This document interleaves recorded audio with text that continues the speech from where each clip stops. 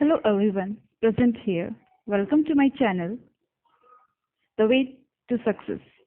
This is me, Nisha Kaushik, presenting here the fourth chapter of your book named Beehive, a truly beautiful mind, a genius. The fourth chapter in your book, Beehive, and today I'm going to talk about a genius, a great personality, and a great scientist, Albert Einstein.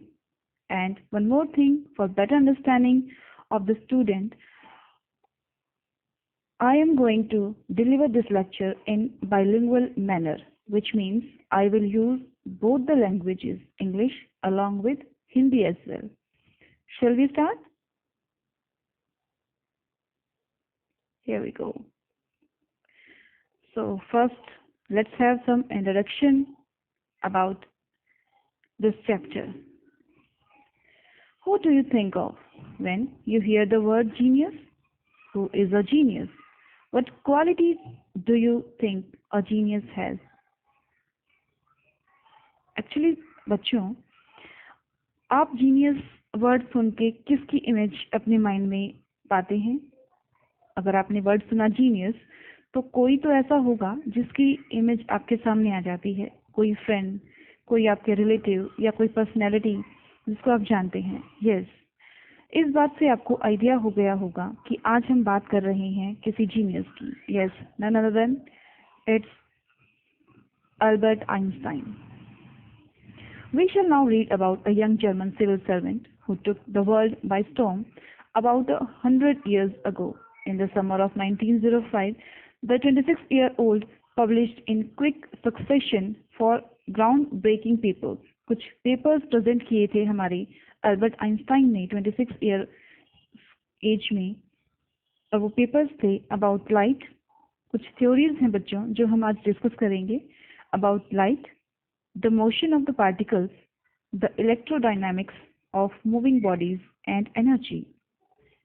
His work took up only a few pages in scientific journals, but changed forever our understanding of space, time, and the entire cosmos, and transformed the name Einstein into a synonym for genius. 50 years after his death, Albert Einstein, genius, still reigns. सी बेटा, Albert Einstein जा चुके हैं, 50 years भी हो चुकी हैं, but still we have some respect and he remains same in our heart as well, because इन्होंने कुछ ऐसी थ्योरीज दी बच्चों जिससे हमारा प्रीवियस अंडरस्टैंडिंग थी जो स्पेस के बारे में या टाइम के बारे में या एंटायर कॉस्मोस मीन्स ब्रह्मांड के बारे में, वो सभी थ्योरीज हमारी इनकी थ्योरीज आने के बाद चेंज हो गई. कुछ ऐसा रिवोल्यूशनरी थ्योरीज इन्होंने हमारे सामने रखी और जो कि ऑथेंटिक भी थी. Okay, so let's have some idea and gist of this chapter. Albert Einstein was born on 14th of March 1879 in the German city of Ulm without any indication that he was destined for greatness. On the contrary, his mother thought Albert was a freak. To her, his head seemed much too large. बेटा, बचपन से ही Albert Einstein genius होने के कोई प्रमाण उन्होंने नहीं दिए थे. ठीक है, उनकी मदर जो है काफ़ी वरिड रहती थी because he had some large head compare to his body structure. So उनकी मदर का मानना था कि मेरा बेटा जो है वो थोड़ा सा एबनॉर्मल है, बिकॉज उनका हेड जो है उनकी बॉडी से कुछ बड़ा था. At the age of 2.5, Einstein still was not talking. 2.5 साल तक भी उन्होंने बोलना स्टार्ट नहीं किया था, जबकि और बच्चे 1 साल की एज में या कुछ समय बाद बोलना स्टार्ट कर देते हैं. When he finally did learn to speak, he uttered everything twice. लेकिन बच्चे जब उन्होंने बोलना स्टार्ट किया तो भी कुछ स्ट्रेंज तरीके से उन्होंने बोलना स्टार्ट किया. वो हर चीज़ को 2 बार बोलते थे. Einstein did not know what to do with the other children and his playmates called him brother boring. उनके फ्रेंड्स ने उनको ब्रदर बोरिंग का नाम दिया था बिकॉज उनको दूसरे बच्चों के साथ कॉप अप करना इजी नहीं लगता था. एंड उनको दूसरों से रिलेशन मेंटेन करना भी अच्छा नहीं लगता था। So the youngster played by himself much of the time. अकेले ही खेलना उनको पसंद था। He specially loved mechanical toys, और मैकेनिकल टॉयज ही उनको हमेशा से पसंद थे। Looking at his newborn sister Maja, he said to have said fine but where are her wheels. अब थोड़ा सा ये एक इंटरेस्टिंग किस्सा है उनकी लाइफ का। जब उन्हें पता चला कि उनकी छोटी सिस्टर का जन्म हुआ है, तो सडनली उनके मुंह से निकला, जब उन्होंने उनको पहली बार देखा, कि मेरी सिस्टर आई है, is fine but where are her wheels, कि इनके व्हील्स कहाँ हैं। मतलब वो इतने मैकेनिकल थे कि उन्हें लगा कि उनके सिस्टर के भी व्हील्स होने चाहिए। थोड़े से स्ट्रेंज थे और बच्चों से ऑर्डिनरी बच्चों की तरह हरकत नहीं करते थे, और ये स्टार्टिंग से ही उनके कैरेक्टर में दिखाई देता है। एक और वाकया है जो है Otto Neugebauer, the historian of ancient mathematics ने, उन्होंने बताया, told a story about the boy Einstein that he characterises as a legend. वो एक लीजेंड थे, but that seems fairly authentic as he was late talker. क्योंकि शुरुआत से ऐसे कोई सिम्टम्स नहीं दिखाई दिए थे कि वो इतने बड़े जीनियस होंगे, कॉज उन्होंने बहुत लेट बोलना स्टार्ट किया था। His parents were worried, obviously उनके पेरेंट्स का चिंतित होना भी जायज है। At last at the supper table one night, और उन्होंने पहला सेंटेंस जो बोला था सपर टेबल पे बोला था। सपर टेबल मतलब बच्चों जहाँ हम बैठकर डिनर करते हैं, वहाँ वो अपने पेरेंट्स के साथ डिनर कर रहे थे। He broke his silence to say the soup is too hot. तब उन्होंने उस चुप्पी को तोड़ा, उस लंबी चुप्पी को तोड़ा, ये कहते हुए, the soup is too hot, soup बहुत गर्म है। ग्रेटली रिलीव्ड, एक धैर्य की सांस उन्होंने ली उनके पेरेंट्स ने उसकी वॉइस को सुनकर। और his parents asked why he had never said a word before. Albert replied, because up to now everything was in order. See, कितना कैजुअली उन्होंने आंसर किया ना। मतलब उनके पेरेंट्स को लगा कि पहली बार हमारे बेटे ने कोई सेंटेंस बोला है, तो उन्होंने पूछा कि बेटा आज तक आपने एक वर्ड नहीं बोला और आज आप सीधा सेंटेंस बोल रहे हैं, तो ऐसा क्यों, आप पहले क्यों नहीं बात करते थे। तो एल्बर्ट ने बड़ा सीधा सा जवाब दिया, because up to now everything was in order, क्योंकि अब तक मुझे बोलने की जरूरत ही नहीं पड़ी, क्योंकि हर चीज सही थी, ऑर्डर में थी। A headmaster once told his father that what Einstein chose as a profession would not matter because he will never make a success at anything. बच्चों, ये क्रिटिसिज्म झेला आइंस्टाइन ने, क्योंकि एक हेडमास्टर से ऐसे कमेंट्स का मिलना, it's really very pathetic. Because headmaster ने सीधा ये बोल दिया उनके पेरेंट्स को कि कोई भी प्रोफेशन हो, चाहे आपका बेटा किसी भी प्रोफेशन में सक्सेसफुल नहीं हो सकता, because he does not have that capability to be successful in his life. तो एक ये क्रिटिसिज्म था। अपने फ्रेंड्स से भी क्रिटिसिज्म ये झेलते थे, उनके पेरेंट्स भी हमेशा उनके लिए वरिड रहते थे, बट इन सब के चलते भी उन्होंने आगे जाके कितनी सक्सेस को गेन किया है, ये आप सब जानते हैं। तो बच्चों, no matter how much criticism you are facing nowadays, just focus on your goal, okay? Einstein began learning to play the violin at the age of 6. Einstein ने वायलिन प्ले करना सीखा था 6 इयर्स के जब वो थे, because his mother wanted him to, क्योंकि ऐसा उनकी मदर चाहती थी। He later became a gifted amateur violinist, maintaining this skill throughout his life. बच्चों, मतलब एमेच्योर का मतलब होता है किसी भी चीज़ में आप कोई चीज़ सीख रहे हैं और उस चीज़ को आप सिर्फ एंजॉयमेंट के लिए कर रहे हैं, ना कि किसी प्रोफेशनल एटीट्यूड के लिए। तो उन्होंने भी इस स्किल को सीखा, वायलिन प्ले करना सीखा, लेकिन एक प्रोफेशन ना बनाकर उन्होंने उस चीज़ को एंजॉय करने के लिए प्ले किया। Okay, but Albert Einstein was not a bad people. बच्चों, वो एक नालायक बच्चे नहीं थे। He went to high school in Munich, where Einstein's family had moved when he was 15 months old. Munich में उन्होंने स्कूल जाना स्टार्ट किया हाई स्कूल के लिए, जब, और वो म्यूनिक कब आए थे, जब वो 15 मंथ्स के थे, और उन्होंने अपनी हर सब्जेक्ट में अच्छे मार्क्स को स्कोर किया। Einstein hated the school regimentation. Einstein को स्कूल का जो रूढ़िवादी व्यवहार था, या मतलब एक लिबरल अप्रोच वहाँ पे नहीं थी, बच्चों के क्वेश्चंस के आंसर्स नहीं दिए जाते थे। इवन जब अल्बर्ट आइंस्टाइन इतने इंटेलिजेंट थे और वो क्रॉस क्वेश्चंस करते थे अपने स्कूल टीचर्स के साथ, तो उनको ऑप्रेस किया जाता था, उनको दबा दिया जाता था। और इस माहौल के साथ and often clashed with the teachers, क्योंकि कई बार उन्होंने पाया कि उनके टीचर्स कुछ रॉन्ग बता रहे हैं, तो उन्होंने उस चीज़ को क्लैश भी किया और काफ़ी सारे उनके डिस्कशन हुए, है ना, उनके डिबेट भी हुए। और इस एटीट्यूड के चलते at the age of 15 Einstein felt so stifled, उनको वहाँ पे घुटन महसूस हुई there that he left the school for good, और उन्होंने आगे स्कूल को कंटिन्यू ना करते हुए 15 इयर्स की एज में स्कूल को लेफ्ट कर दिया।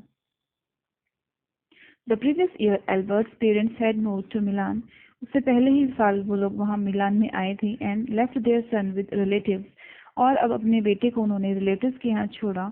और after prolonged discussion, Einstein got his wish to continue his education in German-speaking Switzerland in a city which was more liberal than Munich. अब स्कूल छोड़ने के बाद अपने रिलेटिव्स के साथ एक प्रोलॉन्ग्ड डिस्कशन हुआ, उनके बाद उनकी विश पूरी हुई और वो एक जर्मन स्पीकिंग स्विट्जरलैंड स्कूल में उन्होंने एडमिशन लिया, जो कि मोर लिबरल था म्यूनिक से। लिबरल का मतलब वहाँ उनके क्वेश्चंस को दबाया नहीं जाता था, आंसर किया जाता था और उनको रिस्पेक्ट भी मिलती थी।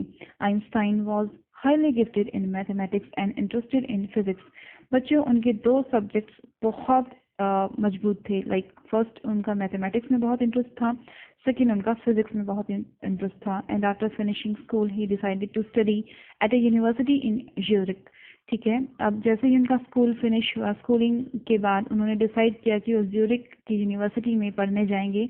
But science was not the only thing that appealed to the dashing young man with the walrus moustache.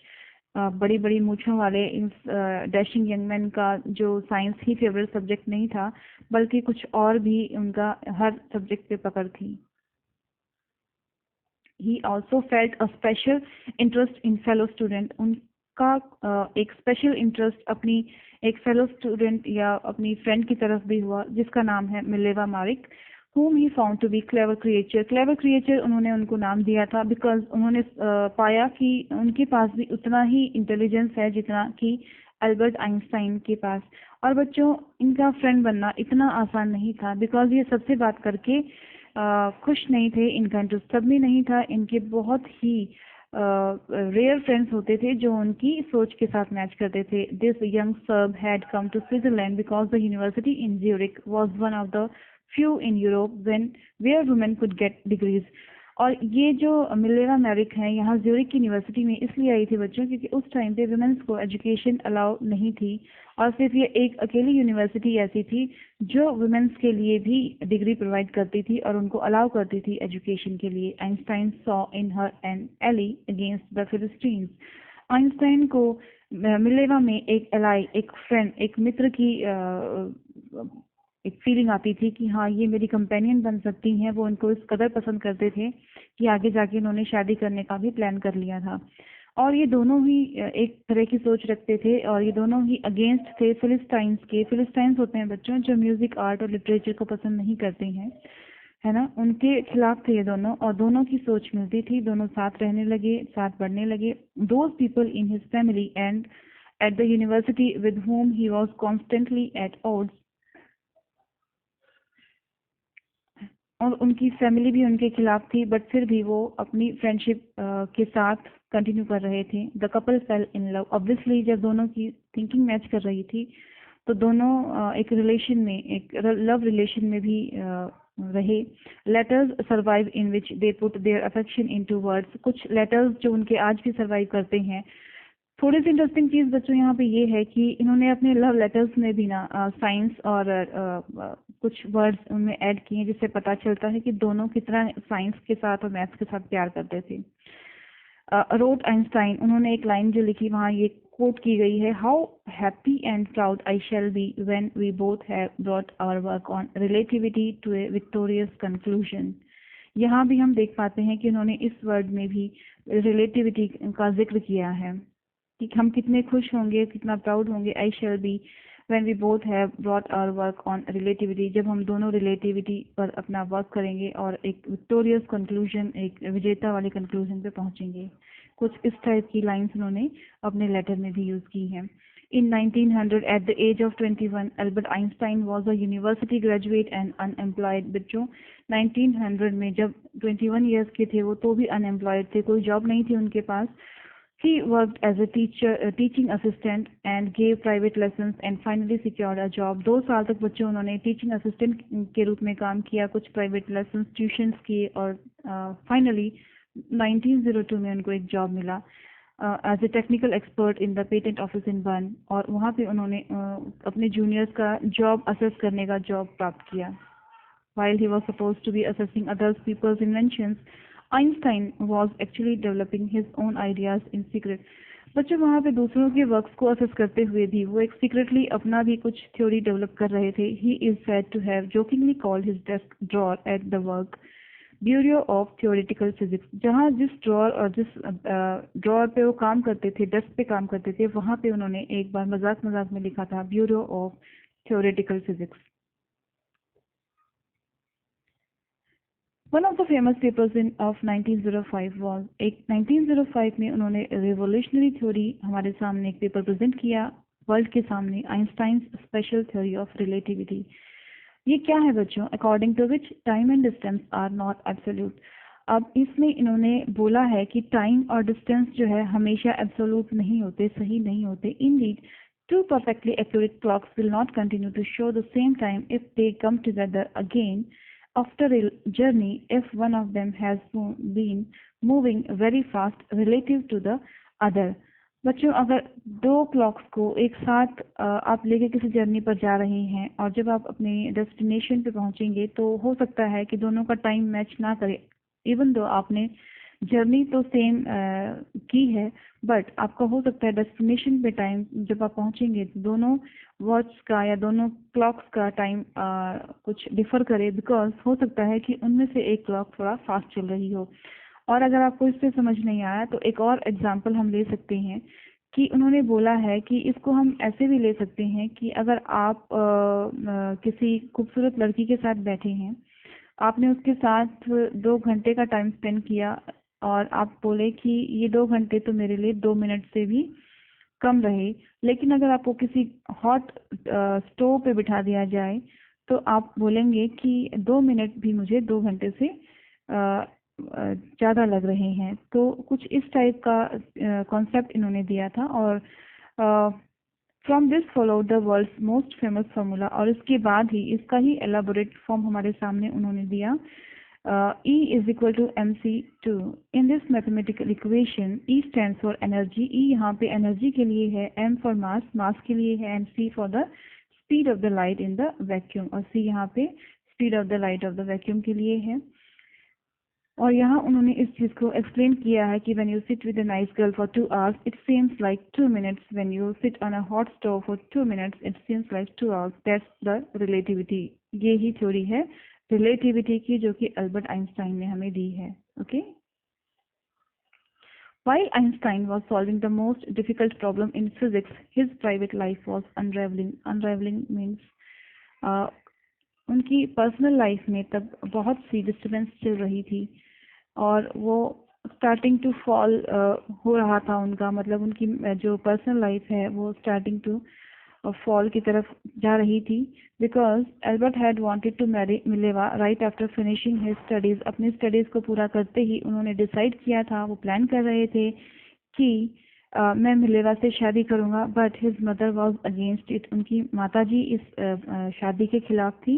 She thought Mileva who was 3 years older than her son, Mileva जो कि 3 साल बड़ी थी उनके बेटे की एज से, was too old for him, वो उनके लिए बड़ी हैं। She was also bothered by Mileva's intelligence, because Mileva जो है एक क्लेवर और इंटेलिजेंट गर्ल थी, तो उन्होंने उनको बोला कि she is a book like you, कि तुम खुद ही एबनॉर्मल हो, and she is also intelligent, तो वो भी आपकी ही तरह है। And Einstein put the wedding of, लेकिन आइंस्टाइन जो है इस बात पर अड़े रहे कि वो शादी मिलेवा से ही करेंगे, जबकि उनकी माँ नहीं चाहती थी कि ये शादी हो, और क्योंकि अगर ये शादी हुई तो ये सक्सेसफुल नहीं होगी, क्योंकि तुम दोनों ही एक ही लेवल की इंटेलिजेंस रखते हो। The pair finally married in January 1903। Although उनकी शादी हुई 1903 में जनवरी में और उनके 2 बच्चे हुए, दोनों बेटे थे। But a few years later, कुछ ही साल बाद, द मैरिज फॉल्टर्ड, उनकी शादी में कुछ गिरावट आनी शुरू हो गई।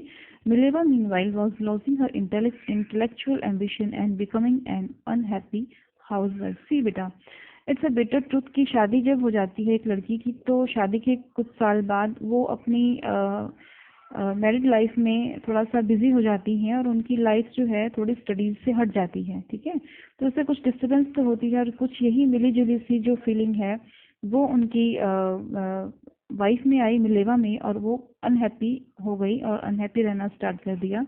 After years of constant fighting, कई साल के लड़ाई झगड़े के बाद, द कपल फाइनली डाइवोर्स्ड इन 1919, और 16 इयर्स के बाद उन्होंने डाइवोर्स ले लिया।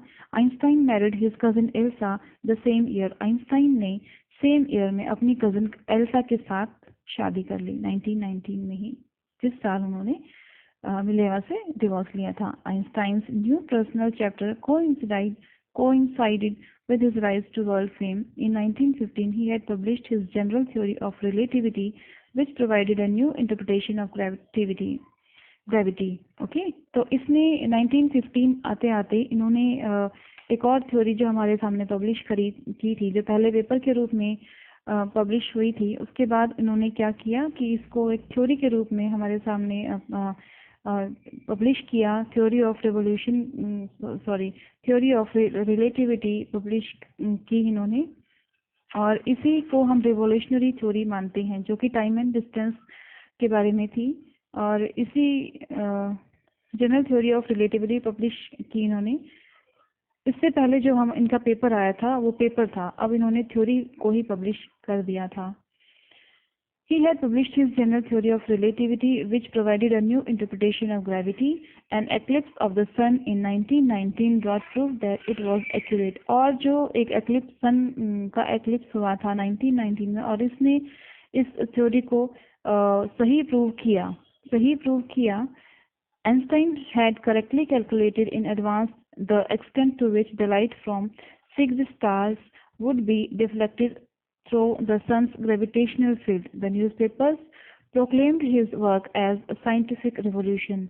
बेटा, इस थ्योरी में उन्होंने ये सही कैलकुलेट किया था कि किस तरह से एक एक्सटेंट से जो लाइट है फिक्स स्टार से आती है और वो रिफ्लेक्ट होगी सन की ग्रेविटेशनल फील्ड से, ठीक है।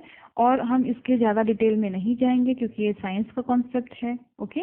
तो इस तरह से इस थ्योरी के पब्लिश होने के बाद न्यूज़पेपर्स ने भी उनको प्रोक्लेम किया था साइंटिफिक रेवोल्यूशन बोल के। Einstein received the Nobel Prize for Physics in 1921. It's a very important point here. In 1921, he got a Nobel Prize for the physics. He was showered with honors and invitations from all over the world and lauded by the press. पूरे press या पूरे world में उनको बहुत सारे honours मिले, उनको invite किया गया ये थ्योरीज देने के बाद, नोबेल प्राइज मिलने के बाद, और उनकी लाइफ पूरी तरह से चेंज हो गई थी। When the Nazis came to power in Germany in 1933 में जब नाजीज ने जर्मनी को ओवरटेक कर लिया, Einstein emigrated to the United States. अब आइंस्टाइन को एमिग्रेट करना पड़ा यूएस की तरफ, अमेरिका की तरफ वो चले गए। 5 years later, 5 साल बाद ही, the discovery of nuclear fusion in Berlin had American physicist in an uproar. 5 साल बाद ही जब उनको पता चला कि बर्लिन में न्यूक्लियर फ्यूजन की डिस्कवरी की गई है, तो अमेरिकन जो फिजिसिस्ट थे उनमें कोलाहल मच गया। वे लोग बेचैन हो गए कि अब अगर ये नाजीज कोई ऐसा न्यूक्लियर बॉम्ब अगर लॉन्च करते हैं तो इससे बहुत नुकसान होगा। Many of them had fled from fascism, और वो काफ़ी सारे वहाँ से छोड़ के चले गए, जस्ट एज आइंस्टाइन है, जैसा कि आइंस्टाइन भी कर चुके थे। And now they were afraid the Nazis could build and use N atomic bomb. अब उनको डर था कि नाजीज क्या कर सकते हैं, एक नया बॉम्ब बना सकते हैं और उसको यूज कर सकते हैं और इससे तबाही भी मचा सकते हैं, ठीक है।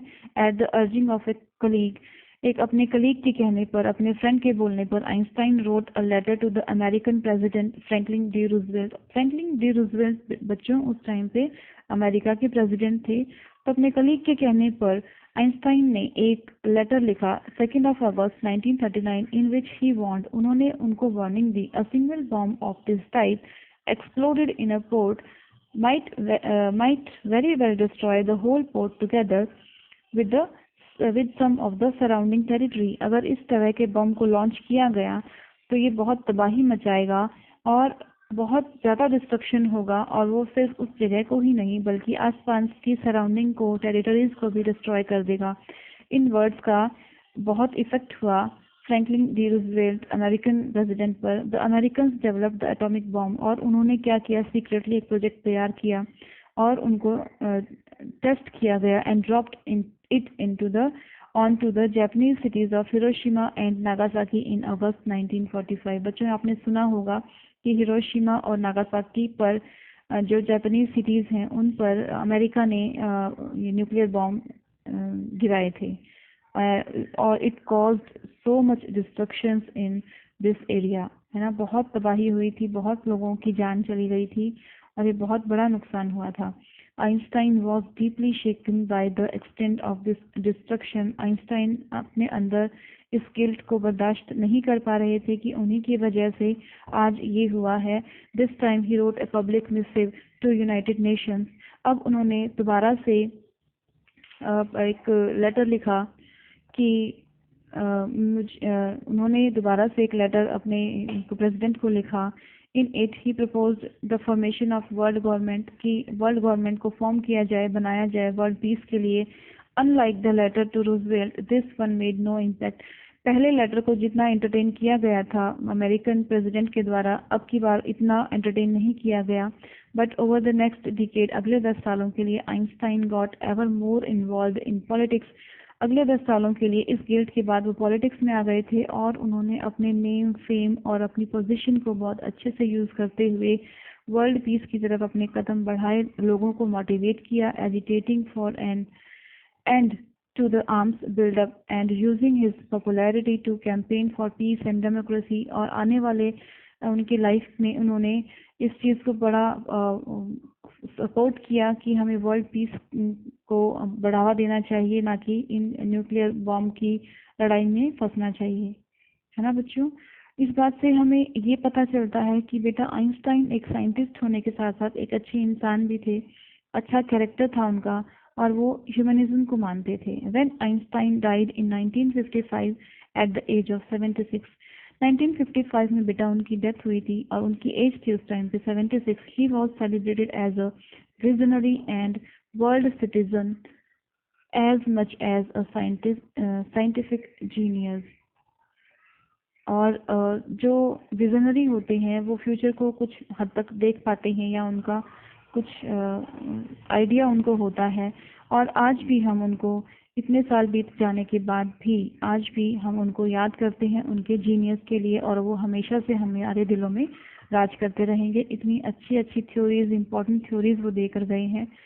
तो बच्चों यहाँ पर ये हमारा जो टॉपिक है वो ख़त्म होता है। तो मैं आपको बस ये बोलना चाहूँगी कि जिस हिसाब से क्रिटिसिज्म को झेलते हुए भी वो फोकस्ड थे अपने गोल के प्रति, तो मैं आप सबसे भी यही रिक्वेस्ट करूंगी कि आप भी जितनी भी नेगेटिव चीज़ें आपके रास्ते में आ रही हैं आप उन सबको इग्नोर करते हुए अपने गोल की तरफ बढ़ते चलें। यही मेरी बेस्ट विशेस हैं आपके लिए बेटा। Thank you all and this is the video I have made for Albert Einstein. Okay, thank you all for listening me carefully and attentively. If you liked my video, please subscribe my channel The Way to Success to get notified for upcoming videos on NCERT syllabus. I will cover your syllabus including 6th class to 12th classes. If you want me to make more videos, please do subscribe, like and comment in the comment box below. And one more thing, how did you find it? Please let me know in the comment section. See you soon. Till then, take better care of yourself and happy learning.